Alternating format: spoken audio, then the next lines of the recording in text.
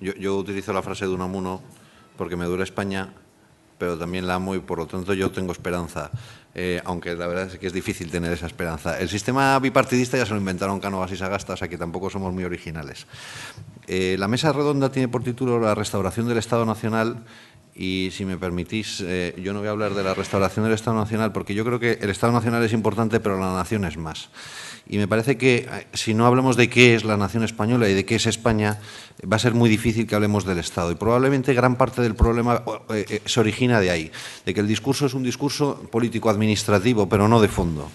Y yo me quiero referir a la nación española, porque me parece que es mucho más importante. Yo durante algún tiempo, le comentaba al profesor que durante algún tiempo me dediqué a preguntar a varios políticos qué era España. Y entonces unos me decían que, bueno, que Cataluña sin ninguna duda, los nacionalistas me decían, Cataluña sin ninguna duda es una nación. Ah, muy bien. ¿Y España? España, no sé, es una nacionalidad, un conjunto de nacionalidades, un conjunto de naciones, una especie de unión temporal de empresas. Otros decían no, algunos políticos del PP decían no, España es el consenso de 1975. Y digo, jo, vaya mierda. Y, pues claro, el consenso de 1975 no es muy motivador, ¿no? Y yo creo que España es otra cosa y si queremos hacer una restauración de verdad, deberíamos de revisar qué es España. Yo creo que hemos visto ahora con el triunfo de la Eurocopa la exaltación del espíritu nacional, que yo creo que ha sido muy sano, pero muy poca gente mantendrá la bandera de España. Por cierto, las banderas no son por la festividad del Carmen, sino por la escuela de Naes, me han dicho. Pero muy poca gente mantendrá la bandera de España porque le llamarán facha. Y no sé si... Usted sí, muy bien. Y no sé si alguno estuvo en la celebración de la Eurocopa, yo sí, y me lo pasé muy bien, pero eché de menos que sonara el himno nacional. Porque había banderas de España, todo el mundo llevaba bandera de España, pues en todas partes. Pero no sonó el himno nacional. Yo pensé, hombre, si hubiera sido Francia, sin ninguna discusión sonaba el himno nacional. O en Alemania, o en Italia, en España no. Y yo creo que hay una visión vergonzante. Y además con muy pocos motivos, porque España, en el fondo, aunque lo digan los ingleses que se inventaron la democracia, nos la inventamos nosotros. Las Cortes castellanas eran poderosas y ahí al soberano, era soberano pero pasaba por el aro. Y usted habla español y ¿qué viene aquí a subirnos los impuestos hablando alemán? Usted primero se pone a aprender español, que la ciudadanía y la soberanía están en las Cortes. Y el padre Juan de Mariana inventó el tiranicidio. Y oiga usted, como se le ocurra abusar de la ciudadanía tiene derecho de matarle, porque usted no está legitimado para abusar. Usted tiene derecho a ejercer la autoridad, pero no a abusar de la autoridad. Y eso es un invento español. Y el derecho internacional, aunque esta mañana se ha discutido, yo sigo manteniendo que tiene su origen en la Escuela de Salamanca. Y España además ha hecho el esfuerzo civilizatorio mayor de la historia de la humanidad, que ha sido la conquista y evangelización de América. Así que tenemos motivos más que suficientes para sentirnos orgullosos de ser españoles, pero no por ganar la Eurocopa, sino porque hemos tenido una historia repleta de dignidad. ¿Y qué es lo que nos ha pasado? ¿Por qué estamos donde estamos? Pues, en primer lugar, yo creo que no hemos digerido, no digirieron nuestros supertatarabuelos el declive del Imperio Español y eso junto con el retraso económico nos generó un complejo de inferioridad y mirábamos a Europa como el modelo a imitar. Por eso a mí me gusta mucho Unamuno cuando decía que no había que europeizar España, había que españolizar Europa. Y, hombre, yo creo que tenemos cosas muy importantes que vender fuera. Creo que el responsable de la marca España estuvo aquí hablando con dignidad. Oye, que nosotros estamos haciendo el canal de Panamá, que estamos haciendo cosas grandes, que estamos gestionando los aeropuertos de Londres, que nuestros empresarios, nuestros directivos están supercotizados y lo están porque están bien preparados, porque tienen coraje, porque tienen flexibilidad. Y eso es una dignidad que creo que deberíamos de poner en valor. ¿Qué es lo que nos ha pasado políticamente? Pues yo creo que ha habido errores de bulto en el proceso de la transición. En primer lugar, el café con leche para todos, un error gravísimo, porque nunca se planteó la necesidad de hacer un café con leche para todos, sino tratar de integrar los sentimientos nacionalistas. Por cierto, con gran fracaso. El profesor Juan Marías decía: no hay que intentar contentar a los que no se quieren contentar. Bueno, pues yo creo que hemos hecho esfuerzos y más esfuerzos y más esfuerzos que han sido absolutamente inútiles. Por otra parte, el término nacionalidad en la Constitución me parece que es otro error de bulto, porque a mí me parece que es un concepto jurídicamente indeterminado. Yo creo que yo nunca he sabido de alguien que sea capaz de definirme qué significa nacionalidad. Bueno, entonces, orgullo por el pasado, orgullo por el presente. ¿Qué reformas estructurales? Probablemente el centralismo que teníamos antes no era positivo. A mí me contaba Otero Novas que cuando él era ministro de Educación y alguien se ponía enfermo en Soria porque había una ensaladilla rusa mala en un colegio, pues le llamaban a él. Y, oiga, esto no tiene mucho sentido, ¿no? Resulta que él era el mayor restaurador de España, porque va de comer a no sé cuántos millones de niños, el mayor transportador de España, porque transportaba millones de niños, y el mayor constructor de España, porque en la época del baby boom se hacían un montón de colegios. Bueno, eso probablemente no tenía mucho sentido, pero una cosa es la descentralización administrativa o de gestión y otra cosa es la descentralización política. ¿Cómo es posible que los niños de Madrid solo conozcan el Manzanares y no sepan dónde está el Duero? Estoy hablando de Madrid y no de Cataluña. ¿Cómo es posible que ocurra eso? Bueno, pues eso lo hemos permitido entre todos. Y eso junto con los reinos de taifas, que han existido siempre, el caciquismo, pues la gente se ha calado la boina, y además, para colmo, no ha solucionado el problema del centralismo. A pesar de haber hecho esto para descentralizar, resulta que si alguien quiere hacer algo y que se sepa, lo tiene que hacer en Madrid. Y a mí hay un dato que me llama mucho la atención. El sector editorial, que es muy potente en Cataluña, se reúne en Madrid. Porque en el fondo ellos piensan, culturalmente, siguen con la cabeza de si no tienen la reunión en Madrid, como que no la han celebrado. Y el sector juguetero, que es alicantino 100%, la patronal está en Madrid. ¿Y esto cómo puede ser? ¿Por qué no tienen la patronal en Alicante? ¿Pero no habíamos hecho un proceso de descentralización? Pues no, al final todo el mundo acaba en Madrid. De manera que yo creo que ese proceso de descentralización, que a mí me parece que habría sido sano, y de intentar generar polos de actividad económica, también ha fracasado. Que en parte, ¿por qué? Pues porque todos los elementos que teníamos para conocernos entre los españoles han desaparecido. El servicio militar ya no existe. Va a ser muy difícil que alguien de La Gomera conviva con alguien de Santander. Muy difícil. El número de españoles que no ha salido de su comunidad autónoma es altísimo. La gente veranea a 2 kilómetros de su casa, que tiene oportunidad de tener una segunda vivienda. Y eso ha generado una cultura de boina y de apego al territorio, a mí me parece extraordinariamente negativa. Y luego la función pública, porque cuando alguien era maestro de la Escuela Nacional. Y entonces era de Valladolid y se iba a dar clases a Tenerife y después se iba a Alicante y rotaban con mucha naturalidad, y ahora no. Bien, eso por una parte. Por otra, yo creo que gran parte del problema que tenemos obedece a un Estado acomplejado. Y cuando la autoridad no se ejerce, se desprestigia.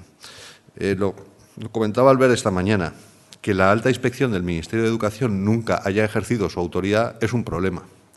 El Ministerio de Educación hoy sigue expidiendo los títulos. Y podría establecer una cláusula diciendo, oiga, usted o cumple con las exigencias de las horas de castellano o no le firmo. Y usted váyase luego al Erasmus y tal y cual y a ver qué le dicen. Pero nunca se ha ejercido esa autoridad. Cuando se queda vacante una plaza en la alta inspección del Ministerio de Educación en el País Vasco, se queda vacante. Y cuando te intentas preguntar a qué se dedica la alta inspección del Ministerio de Educación en el País Vasco, pues consiste básicamente en leerse el periódico por las mañanas y por las tardes tomar café, porque la orden que tienen por parte de Madrid es no molestes. Entonces, cuando el propio Estado no ha ejercido la autoridad, pues es muy difícil, que es como una familia. Cuando el padre no establece unos límites, pues el niño se desmadra, y eso es lo que ha ocurrido. Niño, adolescente con dinero en el bolsillo y padre que no ejerce la autoridad. Eso es, me parece, el resumen de lo que nos ha ocurrido como españoles. Lo mismo podemos decir del Ministerio de Sanidad. Hay un dato que me llama mucho la atención. En la primera conferencia de presidentes, no sé si recuerdan que los presidentes se alargaron y llegaron tarde a la reunión con el rey. Llegaron 1 hora y media tarde. Y el rey estaba ahí esperando. El jefe del Estado estaba esperando. 1 hora y media de desplante. Y entonces el rey les dijo, no se preocupen, sí, yo entiendo que están ustedes muy ocupados. Una cosa increíble, ¿no? Porque da la sensación de que España es una UTE, es una unión temporal de empresas donde lo importante son las empresas que se unen, pues hombre, para tener un ejército común y algunas embajadas en países que no le interesan a nadie y cosas así, ¿no? Pero en fin, que lo importante es mi kiosco, mi comunidad autónoma. Esa es la sensación. Yo creo que tenemos que plantear exactamente lo inverso. No. España es una empresa que tiene delegaciones. no es lo mismo. Y por lo tanto la delegación obedece, obviamente, a la matriz, si lo quieren plantear así. Yo recuerdo que José Bono dijo en una ocasión que cuando alguien entraba en un hospital no le pedían la declaración de la renta, le atendían y punto. Refiriéndose a que todos somos iguales con independencia de nuestro nivel de renta. Sin embargo, se ha establecido un discurso de balanzas fiscales que me parece extraordinariamente peligroso. En primer lugar, porque no pagan los territorios, pagan las personas. En segundo lugar, porque si estableciéramos ese discurso de manera más local, si establecemos el discurso no en Cataluña, sino entre Barcelona y Gerona, ¿qué pasaría? Y dentro de Barcelona, ¿qué ocurriría entre unos barrios y otros? ¿Y el déficit fiscal de Luis Losada? Porque Luis Losada tiene mucho déficit fiscal. Yo quiero hacer la República independiente de Luis Losada y me saldría muy bien. Pero es que además estamos estableciendo criterios monetaristas que no reflejan la realidad económica. Porque ¿de quién es el aeropuerto de Barajas? ¿Es de Madrid o es de España? ¿A quién beneficia? Yo creo que beneficia a España. ¿Y qué hacemos con el AVE Madrid-Barcelona? ¿Lo dividimos por kilómetros y se lo vamos imputando a cada comunidad? ¿Y qué hacemos con la seguridad social? Por cierto, discurso del que no hablan los catalanistas. Porque si diríamos, si cogiéramos el bisturí y diríamos la seguridad social, anda, resulta que la caja sale claramente deficitaria. Anda, resulta que las pensiones de los catalanes las están pagando los canarios. Y de esto nadie habla. ¿Y cuál es el fondo? En el fondo es no me siento español. Y por lo tanto yo comparto lo que decía Albert esta mañana, el problema es político, no monetario, ni de bisturí, ni de nada de eso, sino un problema de conciencia y de identidad. En parte porque los catalanistas han fomentado la identidad, hay una madre que se llama Cataluña que vela por sus hijos, y porque ha habido un padre llamado España que no ha velado por la identidad nacional, que no ha ejercido la autoridad, que no se ha impuesto como Estado. Bien, ¿cuál es mi propuesta? Pues yo creo que se pueden hacer cosas. Yo creo que se han hecho algunas cosas, probablemente muy insuficientes, pero yo creo que alguna cosa se ha hecho. Por ejemplo, lo que se aprobó ayer de topar los sueldos de los alcaldes me parece básico. Oiga, no es posible que un alcalde cobre más que un ministro, esto no puede ser. Y alcaldes que cobraban más de un ministro había unas cuantas decenas, diría yo centenares. Bien, ¿qué se puede hacer? Por ejemplo, legislación básica más estricta. Oiga, esto no puede ser que cada uno haga lo que le dé la gana, ¿no? Y que tenga cada uno su legislación. Vamos a hacer una legislación para todos. O vamos a crear una central de compras, por ejemplo, para la sanidad. Como no es posible que haya 17 entidades comprando medicamentos sin tener un poder de negociación, ¿no? Y un margen de maniobra muy estrecho. A mí me gusta mucho el ejemplo de McDonald's. Cuando uno va a un McDonald's sabe que la hamburguesa siempre es la misma y, sin embargo, el oferente es diferente. Y yo creo que este es un buen modelo que se podría aplicar a las comunidades autónomas. Quien lo oferta, el colegio, quien gestiona ese colegio, es la comunidad autónoma, pero la hamburguesa es la misma. Y hay un control de calidad. Y hay alguien que vigila que la hamburguesa siempre es exactamente la misma, aunque el oferente, aunque el franquiciado sea distinto. Y yo creo que ese podría ser, no sé si el ejemplo es válido, pero a mí me gusta, un ejemplo de cómo se pueden tener distintos oferentes con el mismo resultado. Por otro lado, fortalecimiento institucional y que nos lo tomemos en serio, pero esto es para las comunidades autónomas y para todo. Aquí hay un bipartidismo, un modelo partidista no democrático porque ha habido un debilitamiento institucional. Y eso significa que las altas inspecciones de los ministerios funcionen y que se lo tomen en serio y que se dignifiquen y que el gobernador del Banco de España se lo tome en serio y que la intervención general se lo tome en serio. Pero la intervención general del Estado y las intervenciones generales de las comunidades autónomas. Cuando el Partido Popular gana en Castilla-La Mancha, no sé si recuerdan que hay un debate sobre el agujero y el agujero empieza a crecer. No sé si lo recuerdan, pero decían, había un agujero de 2.000, luego pasa a 3.000, luego 8.000, no me acuerdo las cifras, pero era bastante escandaloso. Y entonces yo le entrevisto a un altísimo responsable, no me acuerdo quién era, y le digo, oiga, ¿y cómo es posible que el agujero porque aquí ustedes tienen los datos de la inspección, ¿no? Sí, de la intervención, sí. ¿Y el interventor no sabe sumar o qué pasa? El interventor no tiene una hoja de cálculo y le han desaparecido no sé cuántos miles de millones. Y entonces la explicación es, bueno, tenga en cuenta que, claro, estaba muy relacionado con el anterior gobierno. Oiga, no, un interventor se coge una hoja de cálculo y suma. Y ni buena relación ni mala relación. Los números son números.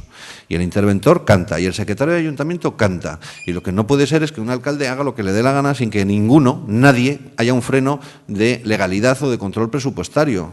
Y ese ha sido principalmente, a mi juicio, nuestro problema, que el sistema, los instrumentos, las instituciones que había de control se han prostituido. Se prostituyó el Supremo, se prostituyó el Tribunal Constitucional, se prostituyó el Banco de España, etcétera. Por supuesto, la eliminación de las pseudoembajadas de las comunidades autónomas, la verdadera asunción de responsabilidad fiscal, la eliminación de las duplicidades, valoradas en 40.000, 50.000 millones. Si elimináramos las duplicidades, probablemente el ajuste de ayer habría sido innecesario. Y, desde luego, sobre todo, la cultura de que las comunidades autónomas no deben de ser mini-estados. Pero lo fundamental, me parece a mí, es fomentar el espíritu nacional, porque todo esto son decisiones que se toman cuando alguien se las cree. Y, desgraciadamente, creo que el Estado ha hecho dejación de funciones. No se lo ha creído. No ha creído que éramos una nación. No ha creído que debíamos de ir con la cabeza alta por el mundo, orgullosos de ser españoles. Y me parece que ese ha sido el motivo fundamental que nos ha llevado a esta situación. Por lo tanto, yo creo que hay que hacer varias cosas. Hay que hacer reformas institucionales, probablemente hay que hacer una reforma constitucional, pero sobre todo hay que crear la conciencia de que somos una gran nación y que debemos de sentirnos orgullosos de ser españoles.